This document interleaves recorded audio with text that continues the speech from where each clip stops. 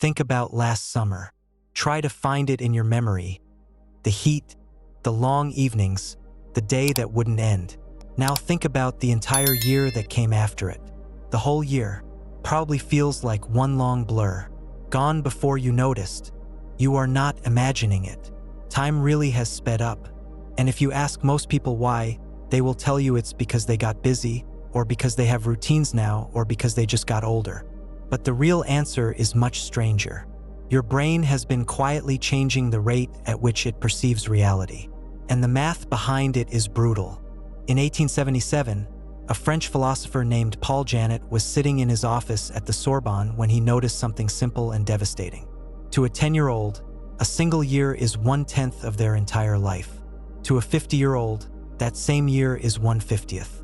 In purely mathematical terms, one calendar year takes up 5 times more of the child's life than the adult's.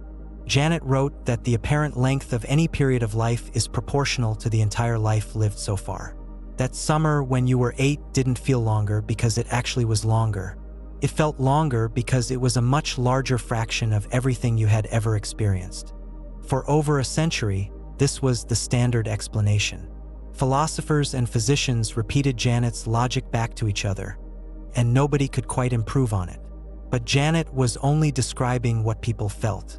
He was not explaining what was happening inside the brain. He could tell you that the year was a fraction. He could not tell you why your nervous system would care about that fraction. In 2005, a German psychologist sat down to actually measure the feeling.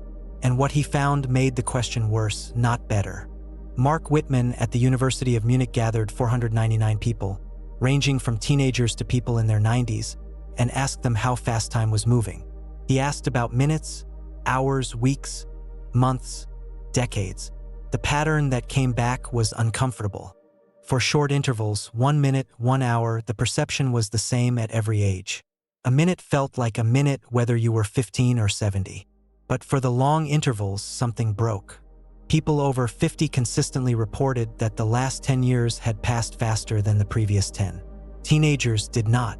The older the person, the more compressed entire decades felt. Janet had been right.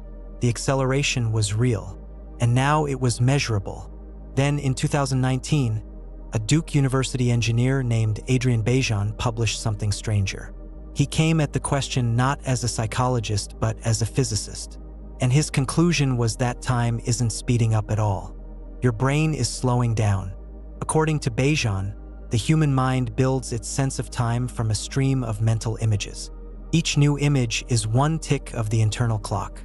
When you are young, the brain refreshes that image very quickly. As neural pathways grow longer, and as the signals traveling through them weaken with age, the refresh rate drops. You see fewer images per second. Same day, fewer frames. Time appears to fly. But here is where it gets stranger. In 2008, neuroscientist David Eagleman at Baylor College of Medicine ran a series of experiments that turned the question on its head. He showed his subjects a stream of identical images, all displayed for the same exact duration, and asked how long each one had lasted. Then he slipped a single new image into the sequence, something the brain had not seen before. The odd image was on screen for the exact same number of milliseconds as the others. But the subjects, every single time, swore the new one had lasted longer. Eagleman called it the oddball effect, and it pointed to something that should change how you think about your entire life. Your brain does not measure time directly. It measures memory. When something is new, your brain writes it down in detail. The synapses fire hard. The encoding is dense. The moment leaves a heavy footprint. Later, when you look back at that moment, the brain reads the size of the footprint and concludes that a lot of time must have passed for so much memory to exist. When something is familiar, your morning commute, your kitchen, the road to work, your brain barely records it. The encoding is thin. There is almost no footprint.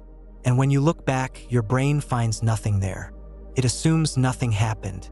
It assumes no time passed. This is why the summer you were 10 lasted forever. You were living inside a world you had never seen before. Every smell was a first smell. Every sound was a first sound. Your brain was writing the operating system of your life, and it was using everything it touched. This is the program running inside you right now. Your body wakes up. You walk to the same bathroom you walked to yesterday.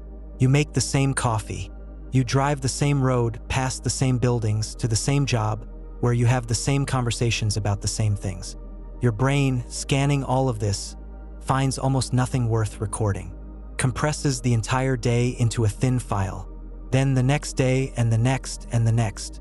By the time December comes, your brain plays the year back and finds a folder that is mostly empty. A birthday, a trip somewhere. The rest is a blank that you assume must have been busy because you were tired the whole time. There is a specific moment most adults recognize. You sit down at the end of a long week, and you cannot remember a single concrete thing that happened on Wednesday. Not because Wednesday was bad, but because Wednesday was Wednesday again. Your brain refused to write a separate file for it. It saved disk space. This is also why people in their 20s already say life is moving too fast, but their teenage years still feel enormous in their head. The teenage brain was constantly being shoved into rooms it had never seen. First job, first love, first betrayal, first time leaving home. The autobiographical engine was running at full power. And then, sometime in your late 20s, the doors stop opening. You settle into a life that mostly resembles itself. The novelty engine quiets down. The brain stops writing things down. And without you noticing, the years start eating themselves. You are not running out of time. You are running out of new things for your brain to remember. There is one final piece, and it is the one that hurts. In 1986, 3 psychologists at Duke University, David Rubin, Scott Wetzler, and Robert Nebbs, asked older adults to recall the most important memories of their lives with no prompts, no cues, no scaffolding. They expected memories to spread out evenly across the lifespan. They expected recent years to dominate since recent years were closer. That is not what happened. When the researchers plotted every memory on a timeline, almost everything clustered in a narrow window between the ages of roughly 10 and 30. 2 decades of life accounted for the overwhelming majority of what people remembered as the meaningful events of their existence. Everything before and almost everything after faded. This pattern is called the reminiscence bump, and it has been confirmed in dozens of studies since, across cultures, across memory cues, across decades. It is not a quirk of bad memory in old age. The bump exists because that 20-year window is where most of what makes you was first recorded. Your first love, your first home, your first identity, your first version of who you thought you might become. Which means most people, looking back, will find that the bulk of their inner life lived in 2 decades. 60 years of being alive. 20 years of really being there. The rest slipped through the gap quietly, while they weren't looking. The strange truth, then, is that time has not been speeding up. You have been slowly going to sleep inside it. Every routine you build is a deal you make with your brain, comfort in exchange for memory. Every familiar street, every repeated meal, every safe day costs you a little more of your perceived life. The reason childhood felt eternal isn't that you had more years left. It's that you were paying attention. You hadn't yet learned to stop seeing.